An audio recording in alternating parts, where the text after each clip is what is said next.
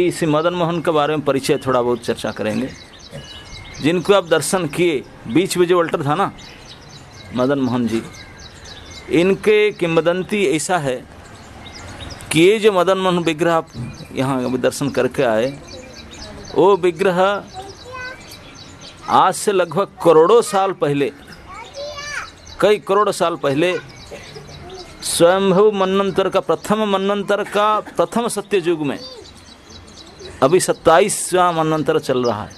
Fast मन्वंतर का fast सरकारी cycle जब था, ये वैवस्वत मन्वंतर प्रथम मनु के प्रथम सत्य युग में आप नाम सुने होंगे। एक बहुत बड़े भक्त राजा थे जिनका नाम था अम्बरीश महाराज, उनके द्वारा पूजित विग्रह थे वो प्रतिष्ठा करके, मथुरा के राजा थे वो मथुरा में रख करके पूजा कर रहे थे। तभी ज़माने में जैसे आजकल आपका ISBT है ना, नहीं अहमदाबाद में है ना, inter state bus service, bus terminus एक स्टेट से दूसरे स्टेट बस में चलता रहता है। अब कभी कभी तो ट्रेन भी इंटर कंट्री, एक कंट्री से दूसरे कंट्री तक भी ट्रेन बस भी चलता है, प्लेन में तो चलता है। लेकिन तभी ज़माना में इंटर प्लानेटरी बस सर्विस था, एक प्लानेट से दूसरे प्लानेट के लोग जाता करते हैं। मतलब आप स्वर्गलोक में जाओ, देवलोक में, ब्रह्मलोक में जा सकते हैं, लोकल ट्रांसपोर्ट था। अब यहाँ पे आ भी सकते, जा सकते हैं, लोग जाना आना करते थे। तो देवता लोग भी आया करते थे। और अम्बरीश महाराज का जो प्रसिद्धि बढ़ गया, दुर्वासा जी की घटना, उसको पता तो है ना, वो भगवान तक गए लेकिन भगवान वापस भेज दिए उनको। तो ये घटना के बाद वो ब्रह्मा, शिव, वैकुंठ सब जगह में गए थे दुर्वासा जी। तो उनका रिकॉर्ड इतने बढ़ गया अम्बरीश महाराज का कि देवराज इंद्र तक आकर के उनको सम्मान करने लगे, पूजा करने लगे अम्बरीश महाराज को। और उनका तो था ही अतुल वैभव था। तो इंद्र ने आकर के उनको इतने प्रशंसा किए। तो अम्बरीश महाराज अंत में अपने जीवन का अंत में राज्य छोड़ करके पति पत्नी दोनों जंगल में हरिभजन एकांत में चले गए। और उस विग्रह की सेवा के लिए इंद्र उनको मांग लिया, बोला महाराज क्षमा करें, आप इतने वैभव से पूजा कर रहे हैं, आप चले जाएंगे, उनको कोई पूजा करेगा नहीं करेगा, हमको दे दीजिए, हम करेंगे, बहुत इच्छा। तो देवराज इंद्र उस विग्रह को मथुरा से लेकर के स्वर्ग ले गए, अमरावती में लेकर पूजा। ये जो विग्रह देखे उन्होंने, वहाँ जाकर पूजित होने लगे। और इंद्र बहुत दिन तक पूजा किया। और इंद्र का पोस्ट तो एक मनवंतर होता है, एक वो दूसरा चेंज हो गया, वो इंद्र का पोस्ट चेंज हो गया। एक मनवंतर 71 चतुर्युग तक चलता है, इतने समय तक स्वर्ग में पूजा पाए उन्होंने। तो इसके बाद इंद्र की सरकार के दूसरा इंद्र आया तो शायद भक्त नहीं हुआ, जो भी हुआ पूजा नहीं हुआ। तो दूसरे कई मनवंतर कैसे पूजा चला। तो एक बार राक्षस राज रावण ने स्वर्ग के ऊपर चढ़ाव किया, स्वर्ग अधिकार कर लिया देवताओं को हरा करके। तो स्वर्ग से सब आसन लूटपाट कर रहा था। लेकिन ये मदन मोहन का मंदिर देखा, उसको देख करके बड़ा प्रभावित बोला, बड़े सुंदर विग्रह है, बोला मैं भी इसकी पूजा करूँ। ब्राह्मण था तो ब्रह्मा जी के पुत्र, पंडित तो था ही बड़ा। तो उन्होंने इतने सुंदर विग्रह देख करके स्वर्ग से उनको अपना गाड़ी में लोड करके ले आया, ला के लंका में रखा। लंका में भले राक्षस है लेकिन पूजा कर रहा था, ब्राह्मण था, उनके कैसे पूजा कर रहा था लंका। तो वहाँ पे जब भगवान राम त्रेता युग में अब लंका अभियान किए, रावण वध किए, और वहाँ कुछ दिन रह के सीता को लेकर आ रहे थे, तब सीता माता ने भी देखी थी विग्रह को लंका में, भगवान भी देखे। तो आकृष्ट होकर उनको ले चले। विभीषण राजा था, जो राजा बोलेंगे तो मना नहीं किया, राम बोले। तो उनको पुष्पक विमान में लोड करके लंका से ट्रांसफ़र कहाँ कर लिए, अयोध्या। अयोध्या में जाकर पूजा पाने लगे, कई हजार वर्ष वहाँ रहे। तो वहाँ पे पूजित होते थे। तो कुछ समय के बाद भगवान राम के छोटे भाई शत्रुघ्न, तो उनको ऋषि मुनियों ने जाकर भगवान राम को बोले कि मथुरा प्रदेश में एक राक्षस लवणासुर करके था, इसीलिए सब पानी ब्रज में नमकीन है। वो असुर राजा था, लवण नमकीन सल्ट असुर था, लवणासुर, लवण बोलते हैं सल्ट को। वो राजनीति करता था, बड़े प्रतापशाली असुर था, बहुत तंग करता था ऋषि मुनियों को। तो जाकर प्रार्थना किए। तो भगवान राम अपने छोटे भाई शत्रुघ्न को बोले आप जाओ। तो भगवान की कृपा आशीर्वाद लेकर के शत्रुघ्न कुमार आए। जब आ रहे थे वो बोले कि प्रभु आपको छोड़कर मैं कैसे जाऊंगा, बड़े मुश्किल से तो आप चले गए थे वनवास, सभी आए मिले, आपको छोड़कर मैं कैसे जाऊं कैसे जाऊं।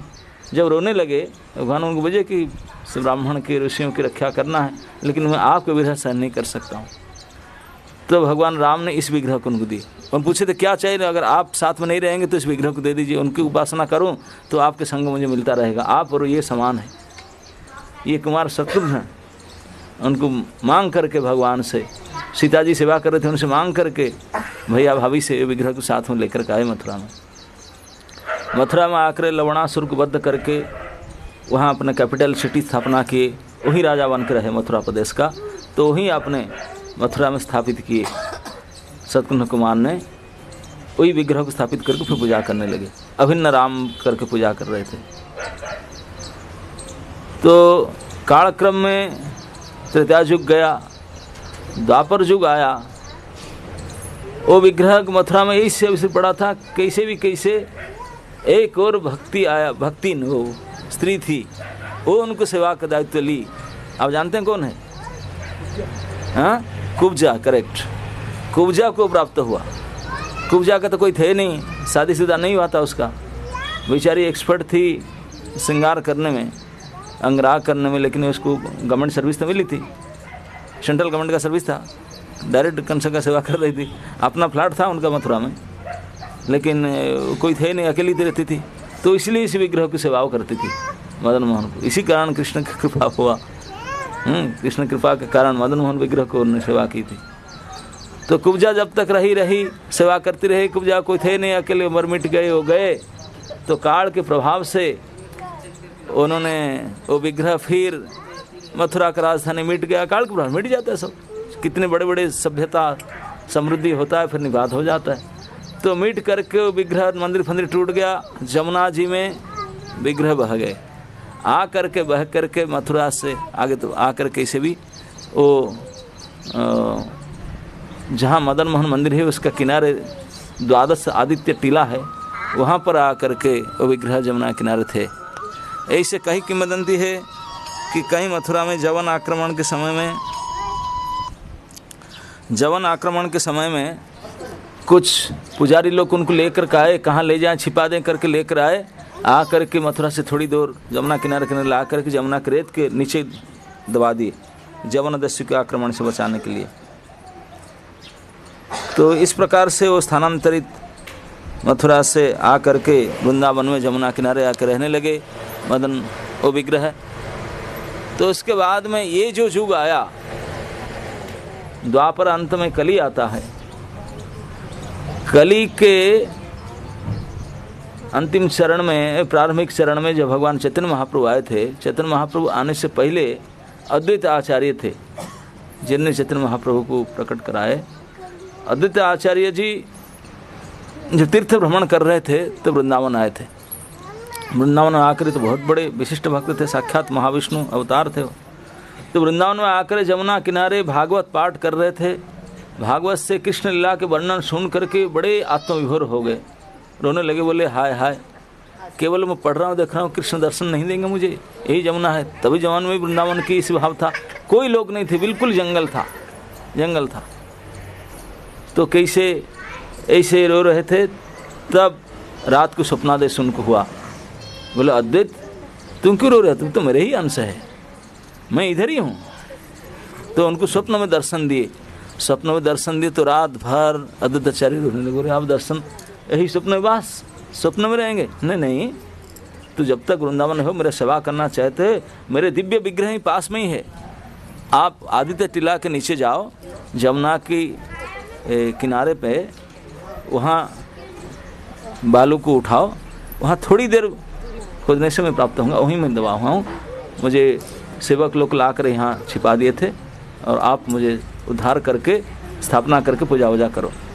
तो आदित्य स्वप्न देख करके जो स्थान उनको दिखाई पड़ा था आदित्य टीला के नीचे, दूसरे दिन सुबह जा करके वहाँ रेत खुदाई किए तो ये विग्रह प्राप्त हुए। उस विग्रह को आप वृंदावन कभी जाएंगे, मदन मोहन मंदिर के थोड़े आगे जाएंगे जमुना किनारे, अभी भी ये स्थान है जिसको कहते हैं अद्वैत भट्ट। आप कभी दर्शन किए ना? नहीं, अद्वैत भट्ट आप दर्शन करना, मदन मोहन मंदिर के सामने है। और वहाँ अभी भी मदन गोपाल के मंदिर है, अद्वैताचार्य सेवित लिखा है उसमें। तो जब एक मदन मोहन विग्रह को प्राप्त किए थे, प्रतिष्ठा के सेवा पूजा किए, एक सेवक रखे थे, वो तो मधु कहते थे, वो सेवा पूजा कर रहे थे, ब्राह्मण को रख करके वहीं रहे, बोले और यहीं छोड़ के नहीं जाऊँगा, यहीं सेवा करूँगा, वहीं बैठ गए। तो एक दिन अद्वैताचार्य कहीं भ्रमण में गए थे, तो हमेशा दिल्ली के पास हैं, तो जवान आक्रमण का हमेशा आगरा भी बिल्कुल पास में था। तो मुसलमान का बाबर के समय में अटैक हुआ तो जो सब मंदिर तोड़ रहे थे, विग्रह तोड़ रहे थे और उसको अटैक करने आए। बाकी तो कोई मंदिर था नहीं, एक ही अद्वैताचार्य ने छोटी सी बनाए थे और इतने सुंदर विग्रह था। उनके प्रसिद्धि सुन करके जबरदस्ती वहाँ दौड़ कर आए वो विग्रह को तोड़ने के लिए। तो कोई सेवक नहीं थे, अद्वैताचार्य नहीं थे, जो पुजारी था वो भी नहीं था, कहीं बाहर गया था। तो भगवान अकेले थे, तो क्या करेंगे। जब लोग दौड़ कर आए, मंदिर तोड़ करके अंदर विग्रह को तोड़ना चाह रहे थे, तो मदन मोहन जी स्वयं जो उनके पुष्प सब रखा हुआ था, जो बासी पुष्प होता ना, वो रखते हैं, 7-8 दिन के बाद जमुना में जा करके बहा देते हैं। जो प्रसादी फूल होता था, फूल माला, तो फूल पड़ा हुआ था। तो मदन मोहन जी अपने को छोटा कर दिए, एक गोपाल विग्रह बन गए, छोटी सी गोपाल बन करके ये फूलों के अंदर जाके छिप गए। वो लोग आए, जबरदस्ती मंदिर तोड़ कर ढूंढे फिरे, मिले नहीं, चले गए। बोले है ही नहीं मंदिर, तो पता नहीं कोई ले गया। ढूंढना कर गए, मिला नहीं, चले गए। चले जाने के बाद शाम को सेवक आया, आकर देखा कि अल्टर खाली, द्वार तोड़ा। बोले अरे ले गए, तोड़ दिए, फेंक दिए, क्या किया होंगे। बहुत रोने लगा, क्या करूँ, मैं नहीं रह पाया, चला गया। तो अद्वैताचार्य भी आए, भ्रमण से आके देखे कि है ही नहीं, तो वो भी रोने लगे। सेवक को पूछे, सेवक बोला ऐसे ऐसे है ठाकुर जी, पता नहीं, 10 लोग आए थे, लेकर गए, तोड़ दिए, कुछ किए। तो दुख में दोनों सेवक और अद्वैताचार्य दोनों रात भर रोते रहे। तो रात को फिर स्वप्न में आए मदन मोहन। बोले नहीं, मैं नहीं गया हूँ, मैं तो छिप गया था, मैं हूँ इधर। ना कहाँ छिपे, ना वो फूल है ना, प्रसादी फूल जहाँ पड़ा है, उनके अंदर बैठा हूँ मैंने। अब मुझे उठा, मैं दिन भर खाया नहीं, कुछ भोग नहीं लगा, कुछ व्यवस्था करो। तो अद्वैताचार्य रात आध में उठ करके जाकर फूल उठा दे, उनको छोटी सी गोपाल मूर्ति रूप में है। तो उनको उठा के ला कर पानी वानी पिलाए और रखे। फिर ब्राह्मण को बोले कि ऐसा बात है, वो हैं लेकिन अपने स्वरूप छिपा कर थे, तो वे उनको सेवा पूजा की व्यवस्था करो। सेवक तो घर चला गया था, उनको बुला के लाए। तो बोले अब इसी रूप में रहेंगे ना। नहीं, मैं मेरे रूप में रहूँगा, इस रूप में क्या, ये तो छिप गया था वो क्या। तो दूसरे दिन सुबह जो सेवक को बुला करके आए, मंदिर में आके देखे जैसे थे ऐसे ही, फिर अपने स्वरूप में आ गए। लेकिन उनका नाम अभी चेंज हो गया। बोले आप गोपाल बने थे, अभी तो मदन मोहन नहीं, मदन गोपाल नाम रहेगा। तो उनको बोलने लगे क्या, मदन गोपाल। बोले स्वयं आपने गोपाल बने, हम थोड़ी नाम दिए, आप ही आपने मदन गोपाल बने हैं। तो मदन गोपाल के रूप में अद्वैत आचार्य के द्वारा सेवित हो रहे थे अद्वैत भट्ट में। आज भी स्थान है, आप वृंदावन जाएंगे तो देखेंगे, जमुना किनारे जस्ट। तो वहाँ सेवित हो रहे थे। तो लेकिन बार बार मथुरा से, आगरा से जवन लोगों का, मुसलमान का अटैक हो रहा था। बार बार कभी छिपाना पड़े, ये करे वो करना पड़े। तो अद्वैताचार्य भी बड़े चिंतित थे और उनको भी जाना था, महाप्रभु के प्रकट होने का समय उनको जाना था नवद्वीप में। तो मदन मोहन को बोले देखो अद्वैत जी, आओ यहाँ भी परेशान आप भी हो, आपको भी जाना है, मुझे भी परेशान मत करो, सेवक भी परेशान होता है, ऐसा करो मुझे सिटी में भेज दो। यहाँ तो कोई घर बार नहीं, जंगल में कोई आते हैं अटैक करते हैं। यहाँ एक बड़े मेरे भक्त है, बहुत मेरे निज जन है, उनका नाम है दामोदर चतुर्वेदी, दामोदर चतुर्वेदी करके ब्राह्मण है। वो आएगा कल और उनको मुझे दे देना, वो सेवा करेगा, वो अपना आदमी है, अचानक वो सेवा करेगा। तो अद्वैताचार्य रोने लगे, वो आपको छोड़ करके, नहीं आपको काम में जाना है भाई, उनको दे देना, जाना तुम क्यों चिंता, तुम जाओ उनको दे देना। और दूसरे दिन दामोदर चतुर्वेदी, मथुरा के ब्राह्मण, चतुर्वेदी ब्राह्मण आए, आकर ढूंढ के पहुँचे। बोले मुझे स्वप्नावदेश हुआ है, आपके पास श्री विग्रह है, मुझे दे दीजिए, मैं सेवा करूँगा। तो देना ही पड़ा, और दोनों को नोटिस आ चुका है। तो इसी विग्रह को दामोदर चतुर्वेदी को दिए। उन्होंने ले करके मथुरा में अपना घर में रह करके, चतुर्वेदी ब्राह्मण थे, सेवा पूजा करने लगे। तो सेवा पूजा कर रहे थे। तो कुछ वर्षों बीत जाने के बाद में जब सनातन गोस्वामी पाद प्रथम बार वृंदावन आए, तब वो दामोदर चौबी तो यंग थे जब लिए थे, अभी तो वृद्ध हो चुके हैं, कभी 30-40 साल बीत चुका है। अब महाप्रभु के प्रकट हो करके महाप्रभु संन्यास लेने से समय में उनको पहले से संन्यास लेकर के जब वृंदावन से आने से पहले सनातन को मिले, उनको ये आदेश दिए थे कि वृंदावन में जा कर के विग्रह स्थापना, ग्रंथ प्रणयन आदि करने के लिए। तो सनातन आए थे, रूप गोस्वामी चले से आके वृंदावन में घूम रहे थे। घूमते घूमते उनको एक बार ऐसे कहते हैं कि गोकुल में रहते थे कुछ दिन, तो वहाँ एक दिन शाम के समय में कुछ लोग गाय चरा करके समाते हैं शाम के समय, तो उनको देख रहे थे कितने सुंदर गोधुली समय गाय बछड़े जा रहे हैं, उनके पीछे ग्वाल बाल जा रहे हैं। तो उनमें से एक था, ये मदन मोहन था, एक ग्वाल, कोई नहीं पहचानते थे उनको, कोई जा रहा था उनमें। तो उसको देख करके सनातन गोस्वामी बड़े आकृष्ट है, बोले क्या मैं महाविरक्त हूँ, ये छोटे लड़के के प्रति मेरा मन इतना क्यों आसक्त होता है, इतने आसक्त है। उनके पीछे पीछे गए, जा रहे थे सब अपना अपना घर में गए, तो उनका पीछे पीछे तो जा रहे थे। बोले वो जाता हूँ, किसका घर में जाता है, वो मंदिर में गया, एक मंदिर था मंदिर में गया। बोले अच्छा तो मंदिर में, तो मंदिर में जाके प्रतिदिन दर्शन कर रहे थे, लेकिन मंदिर में नहीं, मंदिर में जा रहे थे दर्शन कर रहे थे, लेकिन उनको भिक्षा करने के लिए सिटी में जाना पड़ता था, मथुरा नगर में। जब मथुरा भिक्षा करने गए तो भिक्षा करते करते एक दिन चतुर्वेदी का घर में गए थे, उनका घर में भिक्षा क्या दें, नज़र पड़ गया ठाकुर जी के ऊपर। बोले यही तो है, और भिक्षा क्या लें, उनको देखने लगे, ठाकुर जी उनको देखने लगे, उनको देखने लगे, दोनों को देखने लगे। अब डेली डेली मथुरा भिक्षा के ले गए। पहले तो हफ्ता दिन में जाते थे, जो मिल जाता था 3-4 दिन खाते थे, डेली डेली भिक्षा नहीं करते थे। उनको 2 रोटी खाना था और क्या है, इतना कोई ऐश नहीं करना था। हाँ, दिन में 4 बार भोजन तो करते नहीं थे, वैरागी थे। तो इसलिए एक दिन भिक्षा करने के बाद 3-4 दिन काम चलता था। लेकिन अभी डेली डेली भिक्षा करने गए और वृंदावन से चल करके मथुरा जाते थे, 15 किलोमीटर रास्ता एवरीडे। लेकिन भिक्षा का इच्छा नहीं था। क्या था इच्छा, उनको देखने के लिए, वो लगाव लग गया वहाँ, डेली देखने जाते थे। एक दिन जाकर खड़े रहते थे घंटे, तो चुप छिप कर खड़े रहते थे, उनको ना पता चले मैं देखने आ रहा हूँ। तो मदन मोहन जी, उनका एक बेटा था छोटा, उनका नाम था सदन। वो बेटा के साथ खेलते थे, ऐसे खेलते थे दोनों भाई मिल करके, और दोनों बैठकर खाते थे। और वो चौबे की पत्नी बल्लभा देवी, वो उनको खिलाती थी, कभी कभी उनको खिलाती थी, उनसे छुटा लाकर उनको खिला देती थी। मदन मोहन पागल, अरे साक्षात कृष्ण है, ये उनके बेटा का झूठा उनको खिला दिया। उनको सनातन गोस्वामी को लगा ये क्या कर रही भाई, वो जानता नहीं कौन है। तो उनको बड़ा शौक हुआ, और खा पी के जब चले गए तो वो बाबा आप रोटी तो दिया था, नहीं रोटी तो मैं लिया, लेकिन मैया एक बात है। बोले तुम्हारे जो 2 बेटा है ना, ये तुम्हारा 2 बेटा? नहीं मेरा 2, एक तो ठाकुर जी है, एक मेरा बेटा है, वो दोनों खेलते रहते हैं। इतने सहज भाव से थे उनके। बोला लेकिन मैया तुझे पता है ठाकुर जी तेरे बेटा है, लेकिन समान कैसे? ना मैं तो ऐसे करती हूँ। नहीं, वो तो परमेश्वर कृष्ण है, उनको तुम झूठा खिला दिया, मैं देखा ना बाबा, मैं तो डेली खिलाती हूँ। वो ऐसे ही दोनों बैठते हैं, दोनों नटखटे हैं, खाते भी थे, ऐसे भी करते रहते हैं, खिलाती मैंने। बोले ये तो ठीक नहीं है, ये तो अपराध है। तो बलवाद बोले बाबा मुझे तो पता नहीं था, मैं तो ऐसा करूं, मुझे पता नहीं। बोले नहीं, ठाकुर जी को ठाकुर जी की तरह सेवा पूजा करो, उनके प्रसाद बाकी सब पाओ, ऐसे थोड़ी उनको पहले झूठा खिला दो। बोले बाबा मुझे पता नहीं था, गड़बड़ हो गया, कल से ऐसे करूं।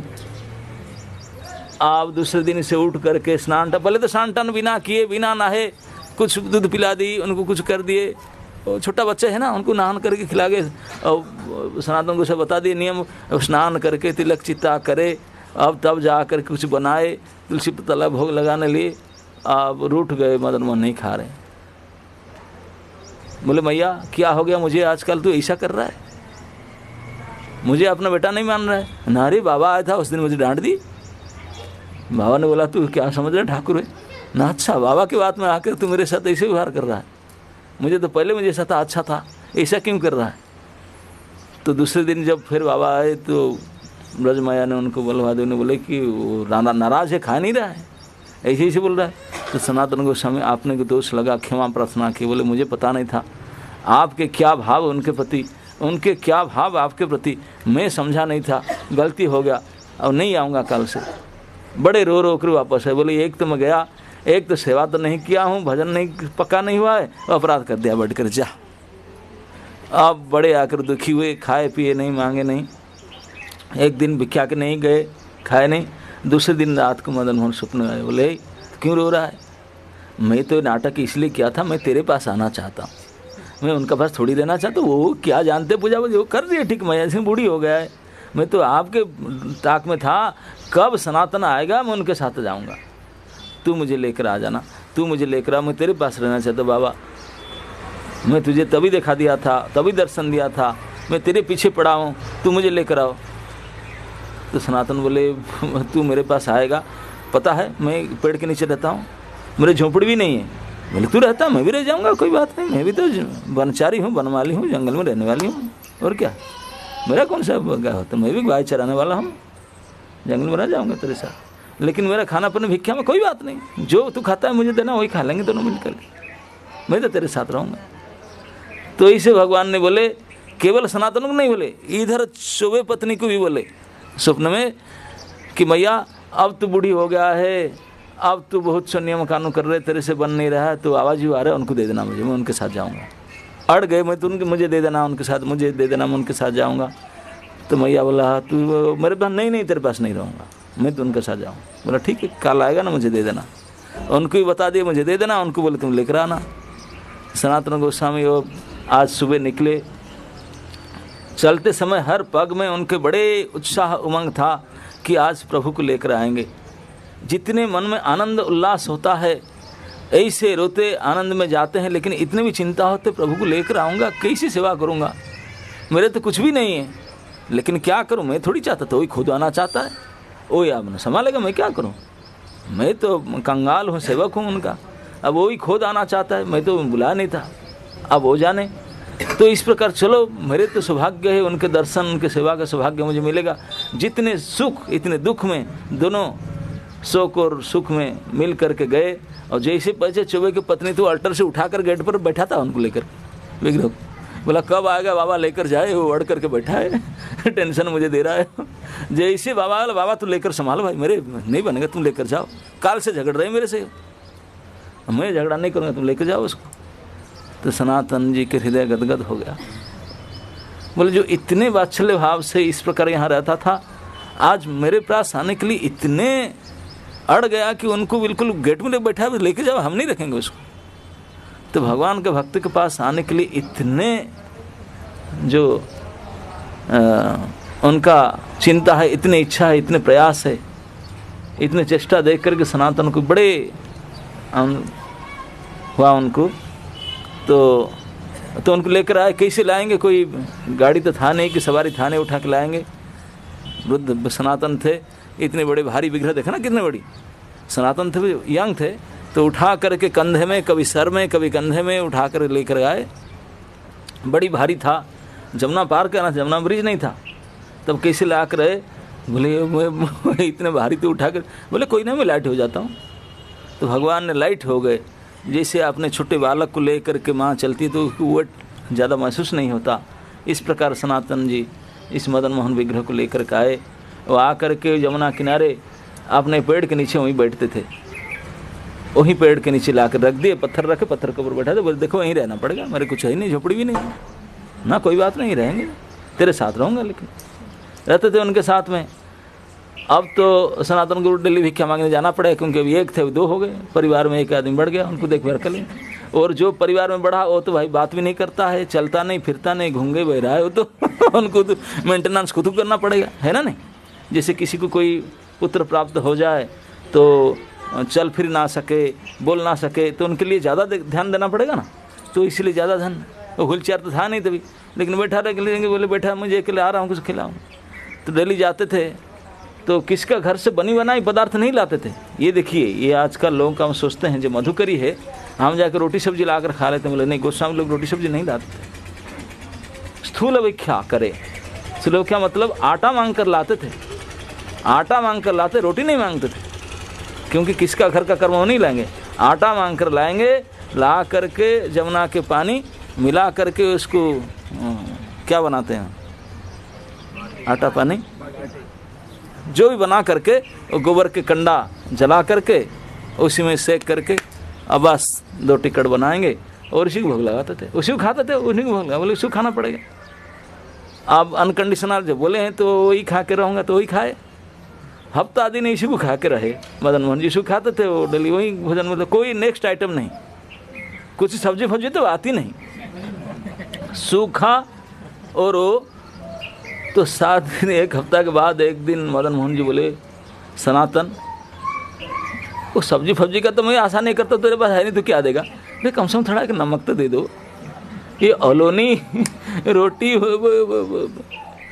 गला में नहीं उतरता, हाँ थोड़ा नमक भी दे दो, ऐसे कच्चा मचा देता है, थोड़ा नमक साथ में हो जाए तो खा लूँ। तो सनातन को बोले, देखो मैं तो भिखारी, मेरे पास कुछ नहीं है, मैं कहाँ से नमक लाऊँ अभी, तू आज नमक मांगता है कल चीनी मांगेगा, मैं कहाँ से ला कर दूँ। ना रे यार, मुझे तो पास में लेकर रखा तो खिलाने तो व्यवस्था तो करना, नहीं व्यवस्था मैं जो कर रहा हूँ, जो कर पाऊँ यही कर रहा हूँ, तुझे नमक चाहिए तू तेरा व्यवस्था कर लेना, मैं कर लूँ, तू अगर परमिशन दे मैं कर दूँ ना, हाँ करो, आपको चाहिए तो हम करो, आप कर लो। तो उसी दिन दोपहर को पंजाब से, तभी जानो तो रोड सब था नहीं, तो जो भी बड़े बड़े व्यापारी बिजनेस करते थे सब जलपथ में होता था, जलपथ में बड़े बड़े नौका, बड़े बड़े पोत में बहुत सारे सामग्री लेकर के एक देश से दूसरे देश जाते थे, तो बिजनेस हुआ करके लाते थे। तो एक कपूर थे वो पंजाब साइड के, उन्होंने पंजाब से जमुना के मार्ग में बहुत बड़े नौका में कई प्रकार के सामान लेकर लोड करके जाते थे। वो आगरा लिसड़ी जाकर उनको बिजनेस करना था, और वृंदावन तो ऐसे निर्जन जंगल था, तो वहीं पे द्वादश टीला के किनारे जमुना में वो बोट फंस गया, उनका लोडेड बोट, कई लाखों कीमत के उनके सामग्री लोड है बिजनेस का सामान, और वो फंस गया कैसे। कई बार उस रास्ते में गए लेकिन इस बार कैसे फंस गया, कितने प्रयास किए और नौका चला ही नहीं। तो वो दुखी हो गए, बोले रात होने से पहले अगर नहीं निकलता है यहाँ तो सदस्यों के आड़ा है, चोर आएंगे मार पीट कर सारे हो जाएगा, बड़े रोध हो करके चिल्ला करके, और जो कोई उपाय बिल्कुल शून्य हो जाता है तो ये भगवान याद आते हैं ना, नहीं तो भगवान याद आए तो वो तैर करके छोटे जमुना किनारे आकर के खूब रोते रोते प्रार्थना, क्या करूं प्रभु बचाओ, आज तो सर्वस्व लूट हो जाएगा, मर भी जाऊंगी, बचेगा कि नहीं पता नहीं, नौका फंस गया, आगे नहीं चलता। तो देखे कि कोई नहीं था, निर्जन एक लड़का घूम रहा था, सांवला सा लड़का। तो उन्होंने बोले, बेटा कोई है क्या मदद कर सकता था? मैं क्या मदद करूँ ना, मेरे बहुत दुखी हो करके उनको बोले मैं ना कुछ कर सकूँ, और बाबा बैठा है, वो सुझा, बोलो मदद करेगा आपका। बोले कहाँ बैठा है? ना ऊपर में टीला बैठा है बाबा, पेड़ के नीचे देखना बैठा है, वो उसको जाकर बोलो। तो ऊपर चढ़ के गया, टीला बहुत था ऊँचा, उसमें जाकर देखा पेड़ के नीचे सनातन गोस्वामी बैठ के भजन कर रहे थे। जाकर प्रणाम किया, बोला बाबा ऐसा है और आप ऐसे फंसा है, प्लीज़ हेल्प करो, थोड़ा मदद कुछ कर दो, आप महात्मा है। बोला मैं क्या कर सकोगे? मैं देखो मैं बैठा, मेरे क्या आप कर सके ना? नहीं ना, तू मेरे पास क्यों आ गया? ना उन्होंने भेजा, ना किसी ने भेजा, नो लड़का, कौन सा लड़का? ना सामने सा लड़का घूम रहा था, मैं उनको पूछा तो बोला बाबा के पास जाओ, वो कर देगा, आप मना कर रहे हो ना? अच्छा उन्होंने भेजा ना? हाँ ना, उन्होंने भेजा तो फिर कर देगा, और क्या है, फिर जाओ। बोला क्या जाऊँ ना? वो बोला तो जब हो जाएगा तो जाओ, जाकर देखो ना। और जाकर देखे नौका चल पड़ा था, कोई प्रयास नहीं हुआ था, नौका चल पड़ा था। तो इतने नौका में जाना पड़ा उनको, फिर वापस नहीं आया, लेकिन मन में संकल्प किया, बोला ये बाबा जी कितने बड़े सिद्ध महात्मा है, वो कुछ भी नहीं किया, बोल रहा जाओ करके ही नौका अपने आप खुल गया। तो कितने बड़े सिद्ध महात्मा है, मैं पहचान नहीं पाया। इस बार मेरा बिजनेस में जो भी मुनाफा होगा, कि जो भी कुछ होगा, सर्वस्व उनको लेकर भेंट दे दूंगा, उनके सेवा करूंगा, यही से बड़े सिद्ध महापुरुष है। तो इस बार गया था, और केवल आगरा में ही गया, उनके सारे माल बिक गया, और सबसे ज़्यादा मुनाफा हुआ इस बार। तो बड़े खुश हुआ, वापस आ करके इसी टीला के पास फिर रोक करके वापस आया, फिर बाबा को मिला, बोला बाबा आप बुरा ना मानो, मैं तो समझ गया, तो कुछ भी गाली दो डांटो, मैं तो आपकी सेवा करूंगा, ये सारे इस बार के सारे समन तेरा है, बता। बोला तो पागल, मुझे मत करो, वो तो नहीं जानता है। सनातन गोस्वामी तो इतने बड़े मंत्री थे, उनका कितने संपत्ति था हिसाब नहीं है, वो क्या धन के पीछे पड़े हैं। उनको नहीं बोला मुझे नहीं चाहिए, नहीं बाबा, नहीं मुझे मत करो, मैं तो कुछ सेवा करना चाहता हूँ, कृपा करो। बोले देखो मैंने नहीं किया, वो लड़का ने किया था, वो लड़का क्या, उसको ज़रूरत है मुझे, मैं जानता हूँ उनको ज़रूरत है, इसीलिए उसको किया काम। तो उसको ज़रूरत है करो, ना क्या करूँ, ना उनको नमक का जरूरत है, नमक तो नमक की बीमारी तो हूँ मैं नहीं। बोले ठीक है, खाली पड़ा है, कोई झोपड़ी नहीं, घर नहीं, उसको बना दो, घर पर बना दो, उनका व्यवस्था कर दो। तो उन्होंने इतने संपत्ति, तभी जमाने का संपत्ति लगा करके लाल पत्थर के राजस्थान से मंगा करके मंदिर निर्माण, सबसे प्रथम मंदिर निर्माण हुआ था मदन मोहन मंदिर। उन्होंने कपूर साहब ने बना करके उसमें मदन मोहन को प्रतिष्ठा किए। तो बोले अब ना प्रतिष्ठा मंदिर में लगाया तो पूजा सेवा की प्रतिष्ठा करो। तब तो बैंक फैंक था नहीं, FD करने का व्यवस्था नहीं था। तो उन्होंने कुछ व्यवस्था किया, कुछ लोगों को ला करके सेवक रखा और प्रतिदिन राजभोग की व्यवस्था करके गया। केवल नमक क्या, हर प्रकार का आइटम भोग लगने लगा डेली व्यवस्था कर दिया, सारे व्यवस्था कर दिया कि उनको मंदिर भी और पुजारी भी और सभी सेवा की व्यवस्था हो गया। तब सनातन गोस्वामी जाके दर्शन किए, प्रतिष्ठा करके बोले ठीक है, आप तो अपना व्यवस्था कर लिया, अब मुझे विदा दो। अरे तू कैसे, ना मैं तेरे साथ अब रहने के लायक नहीं हूँ, तू तो राजा के थाट बाट में रहने लगा, इतना बड़े भव्य मंदिर है, पैलेस, और अब खान पान का आपके सेवक आ गए और 3 टाइम भोग लगता है बड़े राज थाट बाट में। मैं तो भिखारी, मुझे भिखारी रहने दो, मैं अगर भोग करूँगा तेरे सेवा कौन करेगा, तू मुझे जिसलिए भेजा है तो मैं तो भिखारी रहने दो मुझे, मैं ये सब ऐश करूँगा तो मैं फिर आपने धर्म नहीं रख पाऊँगा। तो बोला कभी कभी तो आएगा ना, नहीं हाँ बीच बीच में आऊँगा देखने के लिए। तो बोले ठीक है जा, क्या कर। तो बोले लेकिन मेरा एड्रेस में 11 तेरा रहेगा, है ना, मेरे पास कोई हन जाएगा ना, सनातन गोस्वामी का 11 तेरा रहेगा ना, ठीक है मेरा एड्रेस रहेगा, मैं जा रहा हूँ, आप अपने सेवा। तो मदन मोहन जी अपने सेवा उसको व्यवस्था कर दिए। सनातन गोस्वामी उनको छोड़ करके चले गए नंदगांव जब भजन करने लगे, वो भी क्या करके रहने लगे। वहाँ भी जाकर वहाँ भी पहुँचे, वहाँ से छोड़ के चले गए, सनातन गोस्वामी वृद्ध हो गए, नंदगांव छोड़ कर बोले यहाँ भी पीछे पड़ा, आकर दूध देने लगा, ये देने लगा। तो वहाँ से चल गए गोवर्धन, वृद्ध अवस्था था। गोवर्धन में जा कर के इतने भगवान की यादाश्त आया, तो बोले मैं इस गोवर्धन वास करूँगा। तो गोवर्धन के किनारे मानसी गंगा के पास में वहीं रहे और नित्य प्रति गोवर्धन की परिक्रमा करते थे।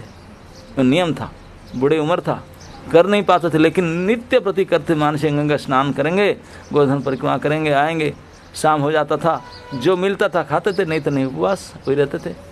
चकलेश्वर मंदिर है, उसके पास में सनातन गोस्वामी रहते थे। तो बारिश के समय आया, बड़े मच्छर काटे, बोले यहाँ रहा नहीं जाएगा, बड़े मच्छर तंग करते हैं। तो दूसरे दिन सुबह अपना बढ़िया, तो बेडिंग तो था नहीं, एक कंबल था सोने के लिए, उसको बिछाए, उठाए, बोले जाता हूँ दूसरी जगह कहीं। तो भगवान शिव जी प्रकट हुए उनके सामने चक्र से, बोले सनातन क्यों चले जा रहे हैं, ना मच्छर तंग कर रहा है मंदिर, ना मैंने मच्छरदानी की व्यवस्था करूँगा, आप रहो इधर, मैं तेरा संग में रहना चाहता हूँ। तो आज भी लोग बोलते हैं शिव जी का व्यवस्था से वहाँ मच्छर नहीं जाते, चारों तरफ मच्छर करते, उनका पास में नहीं। तो सनातन यही रहे, नित्य प्रति गोवर्धन परिक्रमा करते थे। इतनी उम्र हो गया, चल नहीं पाते थे, कभी कभी चलते चलते गिर पड़ते थे। तभी ज़माने में गोवर्धन का परिक्रमा 40 किलोमीटर था, आजकल तो 20 किलोमीटर हो गया, आधा कम हो गया। तभी इतने बड़ी परिक्रमा था, तो फिर भी चलते थे, कभी कभी मूर्छित होकर गिर पड़ते थे धूप में। तब एक बालक आकर उठाता था, बाबा बहुत ढीठ हो, तो टेढ़ी हो, क्यों चल रहा है, अब बूढ़े हो गए, जाओ, अब तेरे से नहीं हो रहा है। नहीं, मेरा तो जीवन का संकल्प है, मैं करते रहूँगा। कितने समझाते, नहीं मान रहा था, वो नहीं समझ रहे थे, बोले कहूँ मैं तो लोकल हूँ यहीं को, तो क्यों ऐसा कष्ट कर रहा है। अब कुछ दिन के बाद दोबारा जो मूर्छित होकर गिर पड़े, वो आकर उनको उठाया, जिद करके बोला कि तुम ऐसा मत करो, तुम जाओ ना। नहीं, रोने लगे, तुम कौन हो, क्यों मेरे पीछे पड़ा है, मेरे जीवन में संकल्प में यही करते रहूँगा ना। ठीक है, तो संकल्प या नहीं करो, यही करते रहोगा तो मैं तेरी व्यवस्था कर देता हूँ, तो परिक्रमा में हो जाएगा, लेकिन अब ऐसे इतना 40 किलोमीटर चल मत। तुम कौन हो ना, मैं तो तुम्हारा ही हूँ, भूल गया। तो आपने स्वरूप दिखाया उनको, वही मदन मोहन थे, उनके पीछा नहीं छोड़ते थे।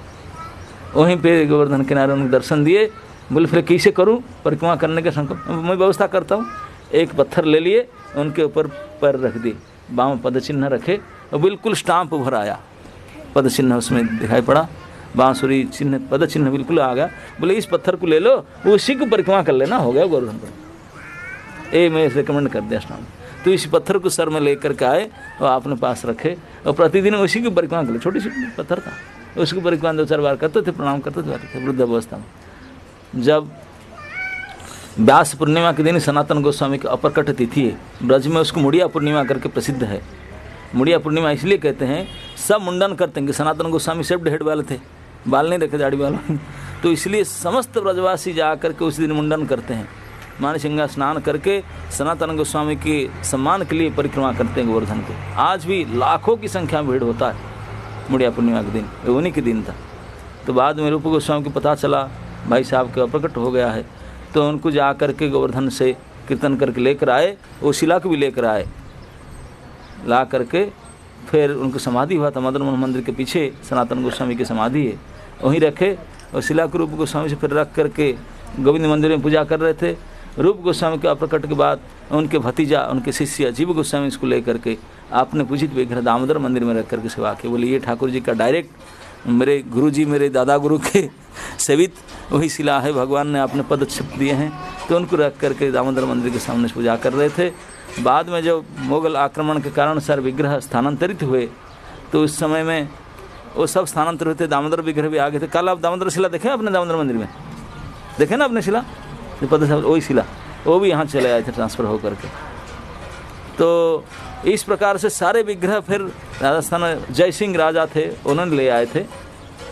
तो इस प्रकार किंवदंती है कि राजा ने गोविंद, गोपीनाथ, मदन मोहन और दामोदर, विनोदी लाल, ये सारे विग्रहों को जितने हो सके लेकर आया था। केवल वल्लभ संप्रदाय के लोग वो गोपाल जी को ले गए थे मथुरा से उदयपुर, वहाँ लेकर रखे नाथ द्वारा में। बाकी जितने विग्रह को ले आए थे सब माधव, जितने विग्रह था जय सिंह जी ने मंगला ठाकर को ले आकर के वहाँ रखे राजभवन में।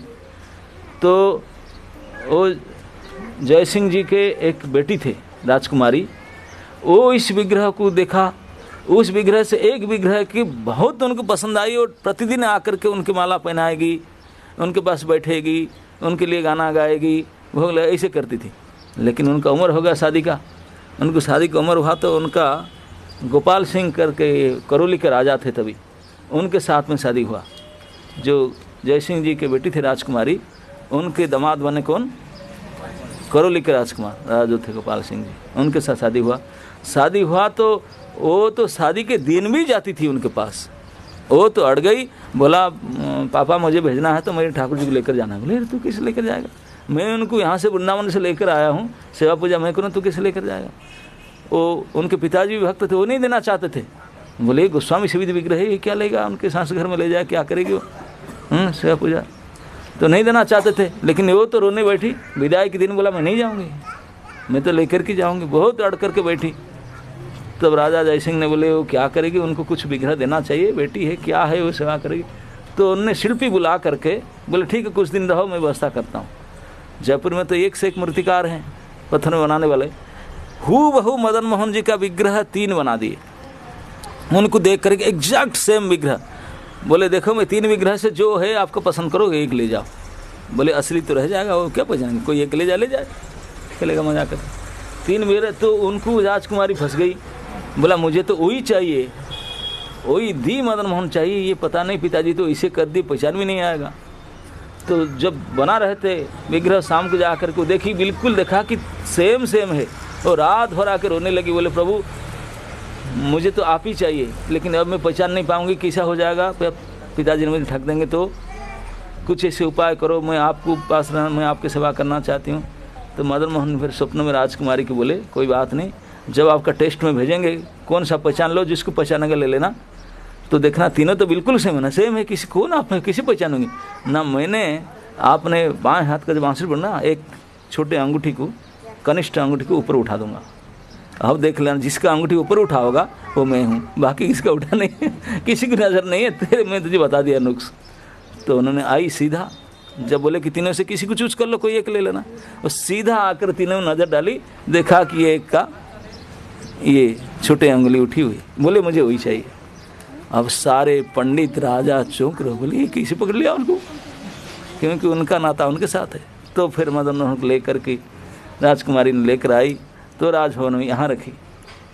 इस प्रकार से जयपुर से फिर करौली आए, आकर यहाँ सेवा पूजा हुआ उनका, वहाँ मंदिर बना करके उनका सेवा पूजा हुआ। उनका कई प्रकार की और ला के वर्णन है। एक मुसलमान सूबेदार था, उनके साथ भी बहुत सुंदर लीला है। जो आप जो दरवाजे पर बैठे थे उनके सामने, उसके पीछे है उनके टीला, वो भी वहाँ से आकर दर्शन करते थे। बड़े भक्त हो गया था उन्होंने मदन मोहन जी का।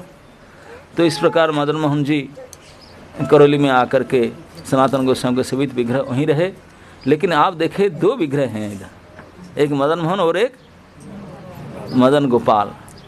तो मदन गोपाल वही मदन गोपाल के रूप में जो थे, अद्वैत आचार्य के प्रकट हुए थे, लेकिन फिर मदन मोहन हो गए थे, एक ही हो गए थे। लेकिन अद्वैत भट्ट में जो सेवा पूजा किया था तो वो तो सेवा पूजा करेंगे, तो उन्होंने मदन गोपाल नाम में विग्रह सेवा पूजा करने लगे। तो जब विग्रह ट्रांसफ़र हुआ था तो वो भी आ गए थे इधर मदन मोहन के साथ में, वो भी मदन मोहन के साथ में गए, तो इसलिए उनके साथ में उनका सेवा पूजा हो रहा है। लेकिन अभी वो जो 3 अल्टर देखा आपने मार के, एक अल्टर बंद था, इसी बारे में पता है आपको? वो अल्टर इसलिए बनाया गया था, वहाँ के राजा का वैसे है, राजा रानी की नहीं, हमारे यहाँ के जो रानी साहिबा होंगे सब अशुद्ध, घर के बाहर में विवाहित लोग, लड़कियाँ घर के बहू बाहर नहीं जाएंगी। ऐसे नहीं होते किसको ऐसे दर्शन देंगी मिलेंगी, ऐसे नहीं। घर के शादी का बहू है वो सबका सामने थोड़ी जाएगी, बाजार में हट नहीं जाएगी। तो इसीलिए वो जब तो राधा रानी आ चुके थे, मदन गोपाल के साथ वो राधा रानी थे, उनके साथ में राजा लेकर आया था। लेकिन वहाँ जो राज के भाव सेवा करने लगे, उनका राजपाट में राजवाड़ा में ये लोग नहीं है, वो नववधु, वो कैसे सबके सामने दर्शन देंगे? तो ऐसा करके व्यवस्था राजा ने कर दिया, बोले एक अल्टर एक्स्ट्रा बनाओ। तो इसलिए लास्ट अब देखिए राइट साइड में अल्टर बना, वो मदन गोपाल के साथ जो राधा रानी थे, मदन मोहन का जो राधा रानी, दोनों को ला करके वहीं रखते थे। दिन भर दर्शन बंद रहेगा, अंदर रहेंगे, वो बहू है ना, दर्शन नहीं देंगे, अंदर रहेंगे दिन भर। शयन आरती में उनके राधा रानी मदन गोपाल के पास आएगा, मदन मोहन शाम शयन आरती में दर्शन होगा ठाकुर जी के साथ, और जो मंगल आरती में दर्शन हो, मंगल आरती के बाद फिर ट्रांसफ़र हो जाएंगे अपने घर में, कबाड़ बंद, फिर दर्शन बंद, फिर ऐसे खाली रहेंगे। लेकिन आज आप दर्शन के उनके साथ में, क्योंकि अल्टर का रिपेयरिंग चल रहा है, रिनोवेशन चल रहा है, इसलिए आपके साथ में दर्शन हो गया। नहीं तो उनका प्रथा है, आप बाद में कभी आएंगे, लेकिन पहले भी कोई आए होंगे, देखेंगे क्यों खाली खाली देखेंगे, केवल मंगला में या शयन में राधा रानी के साथ मिलेंगे, वो फिर उसी से अलग भी हो जाते हैं, उनसे हटा कर अलग दोनों को अलग कर देते हैं, ऐसे रखते थे। तो इस प्रकार से वहाँ की व्यवस्था है। तो इस प्रकार जैसे कहते हैं, you have to follow the law of the land, जिस जगह में जाएंगे उस एरिया के जो नियम है पालन करना पड़ेगा। जब राजाओं के परिवार में आ गए तो राजवाड़ा का जो नियम जो वही नियम से चलना पड़ेगा, वो क्या करें। इसलिए आप देखें ना, लोग जो जाते हैं किस प्रकार के भजन गाते हैं, वो बिल्कुल अपने रजोगुणी भाव से है, उनका तान अलग है, उनका टोन कुछ अलग होता है, उनकी भाषा में उनके टोन में गाएंगे। गोविंद जी में यहाँ भी सेम प्रकार से हो हल्ला करके अपना गाएंगे, वही उनको पसंद है, और क्या करें। जो उसी घर में आए तो उसी प्रकार से चलना पड़ेगा, है ना। नहीं, बेटी शादी होकर जिस घर में जाएगा उसी घर का रीति नीति से चलना पड़ेगा। तो यहाँ जो आए राजस्थानी रीति नीति में, राजवाड़ा नीति नीति में चलना पड़ता है उनको, वही हिसाब से भजन कीर्तन चलता है। लेकिन सेवा पूजा गौड़ियों का रखें, गौड़ीय धारा में सेवा ग्रहण करते हैं, भले यहाँ रहे आकर के। तो इस प्रकार मदन मोहन जी आकर के वहाँ करौली निवास करने लगे, और गोविंद गोपीनाथ जयपुर में रह गए, और जो अपना अपना स्थान सब चुन लिए, विनोदी लाला अपना ले लिए, दामोदर माधव सब अपना अपना जगह में चले गए। गोविंद देव जी केवल राजा बनकर राजभवन में अभी हैं, बाकी सब अपना अपना स्थान ले लिए। इस प्रकार है। तो ये इस प्रकार से मदन मोहन की प्राप्ति और सनातन गोस्वामी के द्वारा सेवा और उनके किंवदंती बताओ तो सत्ययुग में पता नहीं कहाँ कहाँ टूर करके आए जी विग्रह को देखें। वैसे मथुरा नहीं, स्वर्ग, लंका, भीषण, कहाँ कहाँ, अयोध्या, कहाँ से टूर करके फाइनली करौली में आकर बैठे आप लोग की कृपा करने के लिए। उनका हिस्ट्री तो सबसे बड़ा है। जब वज्रनाभ के विग्रह की गणना किया जाता है तो उसी मदन मोहन विग्रह नहीं है। मदन गोपाल बनाए थे लेकिन मदन मोहन नहीं है उसमें, क्योंकि साखी गोपाल सारे विग्रह को बनाए थे 16 विग्रह में। कि मदन मोहन तो वज्रनाभ आने से पहले ही वो द्वापर से कई युग पहले से थे। वो अम्बरीश के सेवित, इंद्र के सेवित, ब्रह्मा के सेवित, रावण के सेवित, विभीषण के सेवित, सीता जी के सेवित, राम के सेवित, शत्रुघ्न के सेवित, कुब्जा के सेवित। वो कितने कितने टूर करके, कितने प्लानट, कितने भक्तों की सेवा कृपा करके आए हैं। फाइनली यहाँ बैठे, अभी बैठे। यहाँ तक आने के लिए भी आप कितने तपस्या करना पड़ता है। यद्यपि आप वीडियो कुछ पुश बैक सीट बस में आए, लेकिन फिर भी अब लगा होगा ना 4 बजे से लेकर के 9 बजे तक तो धक्का खाना ही पड़ा, ऐसे रास्ता है, बोले घूमे फिरे कैसे, आप यहाँ बैठे हैं छिप करके। यही है भगवान। हमारे भगवान कृष्ण स्वरूप से टेढ़ी है, स्वभाव से भी टेढ़ी है, सीधे नहीं है। भगवान राम बड़े सरल है, सीधे साधा, लेकिन कृष्ण बड़े टेढ़ी है। एक बार एक बाबा ने, वृंदावन में रहते थे, भजनानंद महात्मा है, कृष्ण भक्त थे, तो कवन मन में है तो अयोध्या गए थे दर्शन में। अयोध्या जा करके कृष्ण नाम भजन कर रहे थे, कोई उनको रामानंद मिल गए, बोले अरे बाबा ये टेढ़ी का क्यों भजन कर रहा, क्या मिलेगा तुझे, अभी कोई किसका हुआ, बड़े टेढ़ा है, कभी किसका नहीं होता हो। हमारे सीधे सलोने सरल के पुरुष है भगवान राम, कितने सीधा है, खबरदार ऐसा मेरे प्रभु के नाम न क्यों टेढ़ी बोलते हैं उनको, न बताओ, टेढ़ी नहीं बोलूँगा, क्यों बोलूँगा, न क्यों टेढ़ी बोलूँगा, न बताओ, वो सीधा है, जाकर देखो 3 जगह में टेढ़ी तो है ही ऐसे, देखने में स्वरूप उनका टेढ़ी है, काम भी सब टेढ़ी है। अबे अच्छा ठाकुर जी चोरी बचपन से चोरी करने लगा है ना, नहीं भाई चोरी करे, भाई के चोरी करने का वस्तु चोरी करे, है ना नहीं। एक तो बचपन से चलो माखन चोरी करके खाया, जो गड़बड़ हुआ कोई बात नहीं, छोटी मोटी हो, कोई कंप्लेन नहीं करेंगे। लेकिन कपड़ा चोरी किया, भाई कोई कपड़ा किसी को चोरी करना है, एक तो जेंट्स है, लेडीज़ का कपड़ा क्यों चोरी किया, लेडीज़ गारमेंट, वो भी use to cloth, second hand cloth, भाई चोरी करना था, नया कपड़ा चोरी करना चाहिए था। यूज टू क्लोथ पर लेडीज़ गारमेंट चोरी कर रहा है, बोले इसी बदमाश है, रिकॉर्ड खराब, सब काम भी टेढ़ी है उसका, शादी भी किया तब भी टेढ़ी, सीधे से नहीं किया ना, चोरी करके उठा के झगड़ा कर भाग गया। सब काम टेढ़ी है उसके। तो इसे समझा दिया तो बोला सही में यार स्वरूप टेढ़ी, स्वभाव टेढ़ी, काम भी टेढ़ी, सब टेढ़ी। बोले मैं फंस गया टेढ़े के तो हम नहीं। तो फिर राम राम भजन करने लगा, आया आ करके ठाकुर जी के वृंदावन बोला तुम मुझे झोली मार रखो, मैं तो जा रहा हूँ अयोध्या। बोले क्यों? बोले तुम ऐसे टेढ़ा हो यार, तेरे सामने हम सीधा सीधा राम सो, वो सीधा सरल है, बड़े अच्छे हैं। बोले अरे सुनो तो सही, सुनो ना, क्या बात ना, टेढ़ी तो हूँ जरूर, लेकिन टेढ़ी क्यों हूँ समझ लो तुम, क्या टेढ़ी बताओ। और सीधे से आप टेढ़ी का क्या महत्व ज़्यादा है, सीधे आदमी अच्छे होते, आप टेढ़ी हो इसे। बोला आप बताओ, मैं एक बात तुझे बताता हूँ, तू चला जाना ठीक, कोई बात नहीं, ये मुझे समझा कर चलाना। क्या? बोले थोड़ा मुझे पानी पीऊँगा, और तभी ज़माने तो कुआँ होता था, जो पाइप वगैरह तो नहीं होता था, टैप वगैरह, तो कुआँ से पानी निकाल मुझे दे दो। तो पानी निकालना कर लोटा में रस्सी बांध करके डाले तो गिरा दिए। बोले गिर गया लोटा से, तो उसको उठाओ, तो आता ना पकड़, लोटा बाल्टी उठा लेते। बोले उसको उठाओ, लेकिन एक सीधा उठाना मेरा, लेकिन टेढ़ा नहीं होना, टेढ़ा नहीं होना, हाथ ऐसे नहीं करना कि कमरा नहीं टेढ़ा करना, सीधा सीधा उठा दो। वही तो है, दिखाई पड़ता है, उठा दो। सीधा उठा ना सके, आप उठा सकते हैं? कोई सामान को नीचे उठाएंगे, हाथ सीधा उठा सकते हैं? नहीं उठा सकते।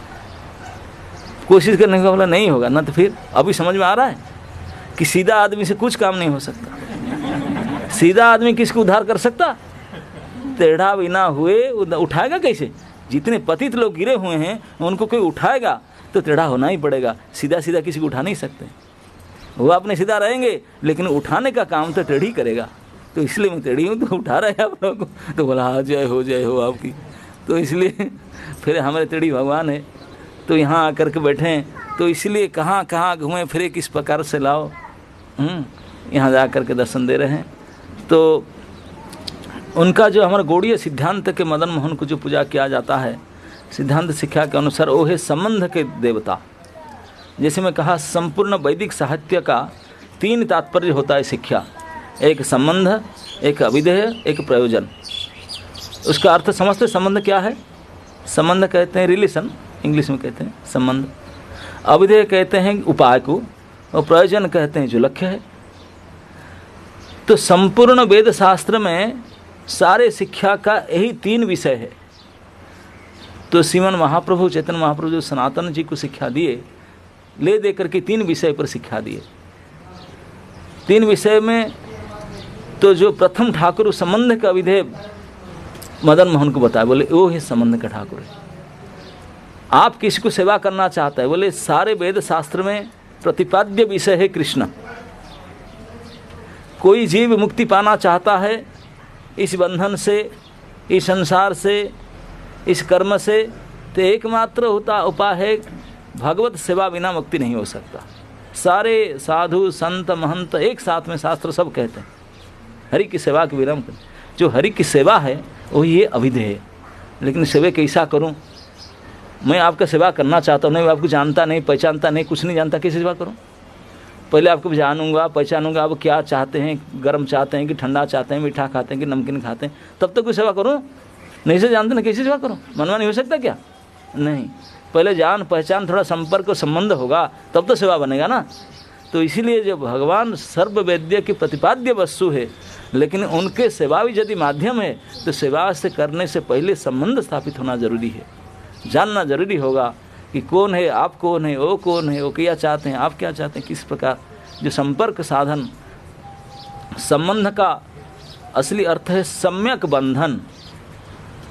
बंधन कैसा? न वो ऐसे बंधन जो अनादिकाल से है, अब था, अभी है और रहेगा, कभी मिट नहीं सकता, अविच्छेद्य बंधन। कैसे? जैसे आप क्या बताओ, नमक सब जानते हैं ना। नमक का जो धर्म है उसका जो जुड़ाव है किसके साथ? नमकीनपन। नमकीन समझते ना, खारापन। हाँ, जो नमकीन लगता है। अरे अब गुजराती आप तो मीठे ही बोलेंगे। अरे गड़बड़ हो गया, ये उदाहरण तो चलेगा नहीं। मैं गलती कर दिया, आप लोग तो नमक को मिठाई बोलते। नहीं, चलो। तो पानी है, जैसे पानी का सम्यक बंधन, पानी का जो संबंध है, धर्म है, वो तरलता है। क्या है? लिक्विडिटी। पानी हमेशा तरल है ही है। कोई कठिन पदार्थ को पानी कहेगा नहीं, तरल पानी जैसा है, दूध पानी जैसा है, क्योंकि लिक्विड है, तरल है, इसलिए पानी को तरल। तो इस प्रकार पानी का तरलता के साथ जो संबंध है, सम्यक बंधन, वो कभी अलग हो सकता? अगर पानी से तरलता को अलग कर दिया जाए उसको तो कोई पानी कहेगा उसको? नहीं कहेंगे, उनका अस्तित्व ही लोप हो जाएगा। ठीक इस प्रकार कोई व्यक्ति कोई वस्तु का इतने संबंध बंधन जिसके साथ हो, जो बंधन को मिटा ना जा सके, अलग नहीं किया जा सके, हमेशा था, है और रहेगा, वो बंधन को सम्यक बंधन कहते हैं। उसको कहते संबंध, यही संबंध है उनका। जैसे पानी का लिक्विडिटी तरलता के संबंध है, तो ऐसे प्रत्येक जीव का, प्रत्येक मनुष्य का जो संबंध जिसका साथ है वही संबंध है। ऐसे बंधन जो था, है और रहेगा, कभी नहीं मिट सकता, हमेशा उनके साथ रहेगा। अगर पानी हमेशा तरल है, लेकिन कभी कभी जब वो टेम्परेचर बहुत डाउन है, बहुत ठंडा पड़े, माइनस टेम्परेचर हो जाए तो क्या हो जाता है? कठिन हो जाता ना, नहीं तो धर्म छूट जाता ना, नहीं तरलता टूट करके वो कठिन हो जाता है। तब इसको पानी कहते हैं, अपने क्या कहते हैं? बर्फ़ कहते हैं। बर्फ़ कहते हैं, फिर पानी नहीं, जल नहीं कहेंगे। लेकिन वो बर्फ़ रहेगा कितने दिन? जब धूप उठेगा तब अपने आप पानी हो जाएगा, वो टिक नहीं सकता, वो टेम्पररी है। ठीक इसी प्रकार हम जो जीव है, जितने भी मनुष्य है, जितने भी जीव है, उनका सम्यक बंधन, असली संबंध कृष्ण के सेवा के साथ है। हम उन्हीं के साथ हम नित्य संबंध है, नित्य संपर्क उन्हीं के साथ है। लेकिन कभी कोई परिस्थिति में आ करके, परिस्थिति क्या है? मैं खुद भोगना चाहता हूँ, थोड़ा सुखी होना, इस प्रकार से मौके में, बेवकूफ़पन में आ करके, धोखे में आ करके हम इस संबंध को भूल चुके हैं, छोड़ चुके हैं। इसलिए जैसे पानी अति ठंडा के कारण कठिन हो जाता है, पत्थर होता है, तो इस प्रकार हम इसी के कारण, इसी बेवकूफ़ी के कारण हम आज उनसे संबंध को भूल करके हमको भोक्ता मान बैठे हैं। ये दशा, ये जो बद्ध दशा हमारा है वह है। लेकिन ये बद्ध दशा टिकाऊ नहीं है। जैसे गर्मी आए तो अपने यहाँ पे बर्फ मेल्ट होकर पानी की पानी हो जाए, जैसे हरि मखन हो जाए, असलियत पता चले, ज्ञान उदय हो जाए, तो फिर अपने आप कृष्णदास तो बन जाएंगे, मादास छूट जाएगा, है ना नहीं? तो ये संबंध, तो जो भूले हुए संबंध को फिर उनके साथ जोड़ने के लिए, असली संबंध को संबंध से जोड़ने के लिए जो अभिधेय है, जो ठाकुर हैं, वो है मदन मोहन। हम जितने संसार में बद्ध जीव है, जो भगवान से विमुख हो चुके, भगवान से भूल करके अपना सुख के, इंद्रिय सुख के लिए यीशु पड़े हैं, तो यही हमको कहते हैं बद्ध जीव, नित्य बद्ध जीव। नित्य बद्ध का उद्धार शुरुआत होता है संबंध से, फिर जाकर सेवा करेंगे, संबंध होने के बाद सेवा होगा। तो फिर मदन मोहन क्यों चले? और भगवान के अनेक नाम है, मदन मोहन ही संबंध के ठाकुर क्यों बने? तो उसका उत्तर में कहते हैं मदन मोहन इसलिए बने कि पूरे चराचर संसार में जो भगवान को छोड़ करके यहाँ हम लोग जो संसार में दुनिया में जो रहते हैं, हमारा रहने का सभी प्रकार काम का चेष्टा का एक ही लक्ष्य है, क्या है? हम सुखी होना चाहते हैं। क्या? सुखी होना चाहते, इसीलिए जावतीय कर्म जावतीय चेष्टा करते हैं। We want to be happy, सुखी होना चाहते। लेकिन सुख का तात्पर्य आप सभी अपने आप को पूछ कर देखो, मैं बोलना नहीं चाहूँगा, हम अभी तक मॉडर्न वर्ल्ड से लेकर के अतीत वर्ल्ड में भी जितने मनुष्य, राजा राजोड़ा, भिखारी, कंगाल पर्यंत सभी असली सुख, सबसे श्रेष्ठ सुख किसको मानते हैं? काम सुख को। इसी को ही आत्यंतिक सुख दुनिया के बद्धजीव मानते हैं। इसी को कहते हैं, कामदेव का नाम है मदन। क्या है? मदन को कामदेव कहते हैं, कामदेव का नाम मदन। तो इस संपूर्ण संसार मैथुनागार शास्त्र में कहा गया है। कामायितम इदम जगत, केवल काम चक्कर में फंसे हुए हैं, इसलिए खाते हैं, इसलिए सेविंग करते हैं, इसलिए कपड़ा पहनते हैं, सारे के लक्ष्य ले देकर इसी में है और कुछ नहीं, सब इसी के पीछे। तो इसलिए जो मदन के द्वारा संपूर्ण ब्रह्मांड जगत मोहित है, तो ये मदन से जब छूटेंगे, काम से प्रभाव से छूटेंगे, तब तक कृष्ण के पास जाएंगे। उसी फंसा कर रखा है, छोड़ता नहीं है, ऐसे फंसा कर रखा। तो इस मदन से, काम के प्रभाव से कैसे छूटेंगे? जो इससे बड़ा पावरफुल आकर्षण होगा वही छुड़ा सकता है। तो वो है मदन मोहन। मदन मोहन का नाम जब भी पड़ा, एक ऐसी घटना हुआ था, जब भगवान ने द्वापर में आए थे, तब कृष्ण बोल रहे थे उनको, ब्रजेंद्र नंदन नंदन नंदन कृष्ण। तो एक बार नारद जी आए, आकर कृष्ण के खूब ब्रज में भजना करके चले गए। जा रहे थे तो कामदेव अपना पंचसर लेकर, काम बाण लेकर घूम रहा था। वो बोल रहा था कि मैं तो सबको विजय किया हूँ, सब कोई नहीं, जो आया सबको पटकाऊँ, बड़े बड़े ऋषि मुनि जोगी सब ऐसे हारे मेरे सामने। वो जा रहा था, नारद जी गुजर रहे थे, हंसते हंसते नारद जी को नज़र पड़ा कामदेव का, मदन जी का। बोला अरे ये बड़े खुशी देता है, वो क्या मेरे से? तो बंदूक लगाया, काम बाण उनको। नारद जी बोले भैया मैं विचारी बैरागी कि मुझे मेरे ऊपर क्यों बस नज़र डाल रहा है? नहीं तू बोले देखो मुझे जीतने से, मैं पहले से हारा हुआ हूँ, भिखारी है, मेरे ऊपर क्यों, मुझे जीतने से क्या मिलेगा तुझे? और क्या, मैं जगत विजय, मैं मानता हूँ तू अगर सचमुच त्रिपुर विजय, 3 लोग के विजय माना जाते हैं। मैं एक एड्रेस बताता हूँ एक आदमी का, अगर उसको तो घायल कर दिया और जीत लिया, तब सचमुच माना जाएगा कि तू, मुझे मानने से क्या, मैं तो ऑलरेडी हरा हुआ हूँ, मुझे जीतने से क्या है, कोई रिकॉर्ड नहीं मिलेगा, बदनाम होगा तेरा ना। फिर किसको? नारे मैं एक इसी व्यक्ति का नाम बताता हूँ, सारे दुनिया में लोग उनको जानते हैं, अगर उसको तू जीत लिया तब तो मानो कि दुनिया में तो माना जाएगा तू जगत विजयी है। बोला बताओ अभी चलता हूँ, कौन है मेरे से जीत जाएगा, मेरे से बच जाएगा? तो उनको एड्रेस बताया। बोला नोट करो एड्रेस। बोला एड्रेस है, सबसे पहले उनका एड्रेस है मथुरा डिस्ट्रिक्ट में जाना, जमुना पार करके जो उनका रेसिडेंस है वृंदावन है, लिखो। क्वार्टर नाम, रहने का जगह का नाम है वृंदावन, जमुना के किनारे, सुंदर जमुना धार उसके, और वन में रहता है, वृंदावन वन में रहता है। कैसे? ना बोलो अकेला, अवस्था कैसे देखने के लिए सर, बिल्कुल किशोर अवस्था, बिल्कुल 12 साल से 16 साल की उम्र के चेहरा के हिसाब से रहता है, दाढ़ी मुझ कुछ उठाई नहीं, ऐसे सुंदर चेहरा है, अकेला वन में रहता है और जमुना के किनारे रहता है। बोले अरे तो ऐसी तो वर्णन करता है, तो ऑलरेडी जो मैं जिनको घायल करने का जो व्यवस्था करता हूँ, ये व्यवस्था तो वही है। मैं सुंदर उपवन लेता हूँ, मलय पवन लेता हूँ, सुगंध द्रव्य लेता हूँ, म्यूजिक लेता हूँ, इस प्रकार व्यवस्था से किसी को मैं फंसाता हूँ। ये तो जो बोल रहा है कि ऑलरेडी फंसा हुआ है ना, सुनो तो सही। वही इसी रूप में रहता है। वो करता क्या? नाचता है। नाच कैसे? अकेला नहीं नाचता है, कोई पुरुष नहीं उनके साथ में, अकेला पुरुष तो कुमार वही है, और ये अनगिनत युवती उनके साथ में। बोले यारे वो तो फिर हारा हुआ है, फंसा हुआ है ऑलरेडी, मैं क्या फंसाऊंगा उसको? ना नहीं, आप उनको जाओ ना एक बार, गोली आपको बाण लगाओ। अकेला है, निर्जन वन में रहता है, सुगंधित पुष्प में वन में, और रात आधी रात में भी, और इतने युवतियों के साथ में, नाचता भी और गाता भी। कैसे नाचना गाता है? केवल नाचना गाना नहीं, बजाता है म्यूजिक, कौन सा बांसुरी बजा करके नाचता है, गाता है, उनके साथ अकेले। बोले वो तो बिल्कुल फंसा हुआ है, उनको क्या फंसाना है, ये तो ऑलरेडी घायल है। बोले नहीं, इतने करते हुए भी वो फंसा नहीं है। आप जा करके आपने पूरे 5 गोली लगाओ, 5 बाण लगा करके उनको अगर घायल कर दो, तब मैं मानूंगा तो दुनिया में विजय माना जाएगा। तो बोला अब भी जाता हूँ, क्या वैसे इस प्रकार स्थिति में जो है उनको तो ऐसे बाएं हाथ का खेल है, वो तो बाएं हाथ का खेल है, उसमें क्या हटाना। तो मदन जी अपने पूरे राइफल लोड करके लेके गए, सीधा वहाँ से फ्लाइट लिए लैंडिंग, सीधा वृंदावन में लैंडिंग किए। और शाम के समय था, वेट किए, ठीक आधी रात में सारे गोपियों के बीच में कृष्ण आ गए।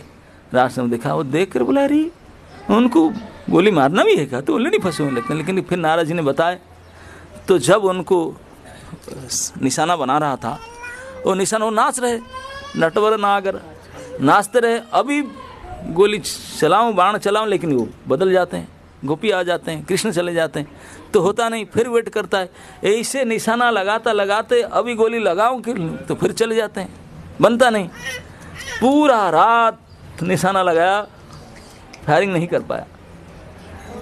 दूसरे रात लगाया, नहीं कर पाया। 3 रात निशाना लगाने में लगा।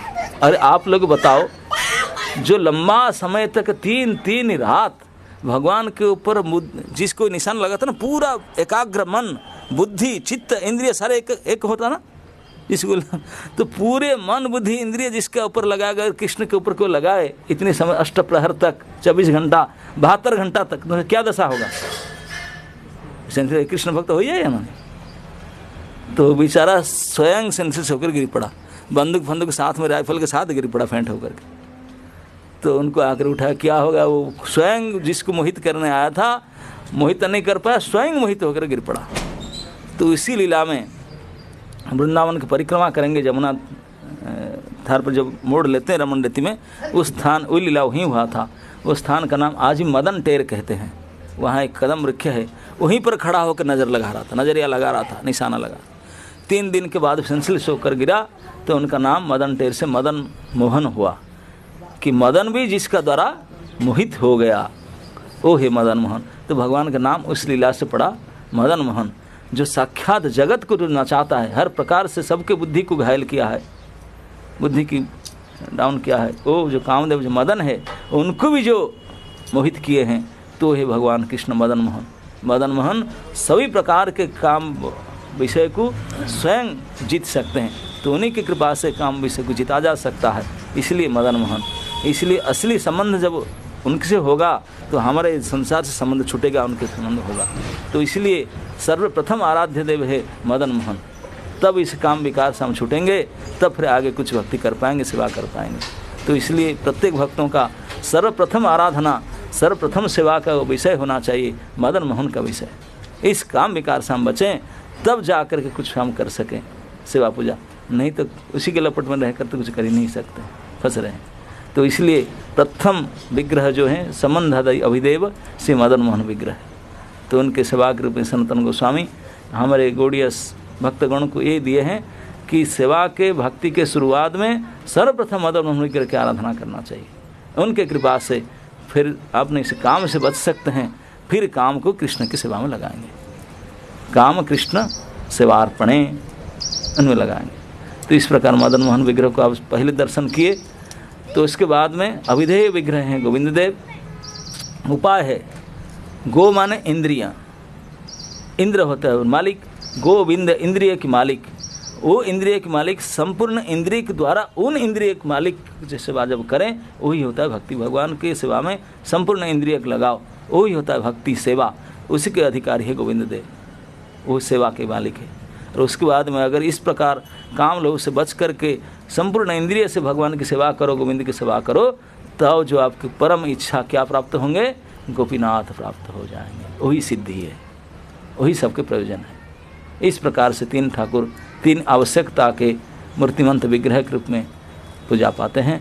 तो आज एकादशी के पवित्र भगवान की तिथि में आज उनके आप दर्शन शुरू किए सुबह सुबह मदन मोहन की, और हम आशा करते हैं कि आप सोने से पहले बाकी अविधेय विग्रह और प्रयोजन विग्रह के दर्शन आप कर लेंगे। मुझे पता चला कि कल आप गोपीनाथ दर्शन नहीं कर पाए, लेकिन आज पहले से गोपीनाथ में मत चला जाना, सीरियल यही है, गोविंद के बाद गोपीनाथ जाना पड़ेगा। तो पहले यहाँ से सीधा, आज फास्टिंग है, खाने पीने के चक्कर जो यहाँ कुछ अगर करेंगे जलपान करके सीधा गाड़ी में बैठो, सीधा गोविंद जी के मंदिर के अंदर पार्किंग में सिटी पैलेस के अंदर बस पार्किंग करो, गोविंद जी के दर्शन करो। वो पीछे गेट से कल जब हम कथा कर रहे थे ना, उसके पीछे से गेट है, जो चल कर जाए, नहीं तो नहीं ऑटो पकड़ो, सीधा गोपीनाथ मंदिर दर्शन करने के बाद फिर अपने स्थान में आओ। तो आज का कोटा आपका पूरा होगा और आज आपका लास्ट दिन का टूर है। कल फिर हम आज रात से हम अलग हो जाएंगे, आप अलग हो जाएंगे, फिर आप कहाँ जाएंगे, हम कहाँ जाएंगे, है ना नहीं। अगर रात को फिर समय होगा तो कुछ आलोचना चर्चा का फिर करेंगे, नहीं तो फिर इसके लिए इति है, इस टूर के लिए। किसका कोई प्रश्न है? नहीं तो 2 बजने वाला है, अभी निकलेंगे। ठीक है, कोई किसी को पूछने का नहीं है? जो साधना करते तपस्या करते भगवान को पाने के लिए जाते हैं, सनातन में तो भगवान सामने आ गए थे, भगवान की सेवा करके क्यों साधना करे, तपस्या करे? नहीं, हमारे से दिखाने के लिए किए। उनको तो उनके लोग थे, वो उनके लिए नहीं कर रहे थे, हमारे लिए किए। हम जैसे बद्धजीव फिर कैसे करेंगे, है ना, उनके लिए दे गए। ब्रजनाथ में जो 3 डिश मंगाई उत्तरायण में, जो मदन गोपाल थे, मदन मोहन नहीं ना, वो मदन गोपाल वही ये अभी देख रहा है। वो मदन मोहन नहीं। ओके, और किसी का कोई प्रश्न है? नाव पर जाने का प्रक्रिया करेंगे। अब कहाँ गए रामकेश? जो आपको पानी वानी डिस्ट्रीब्यूट शिकंजी वगैरह करना था कर दीजिए, अब मतलब चलेंगे, है ना। समय कम है, नहीं तो और भी कुछ चर्चा करते हैं, लेकिन अभी हमको जाना भी है। और अभी तो बंद हो गए, विग्रह खुलेगा, टाइमिंग पता है ना? 5:45 बजे कल गए थे ना, 5:45 बजे गोविंद, और उसी के 15 मिनट के बाद गोपीनाथ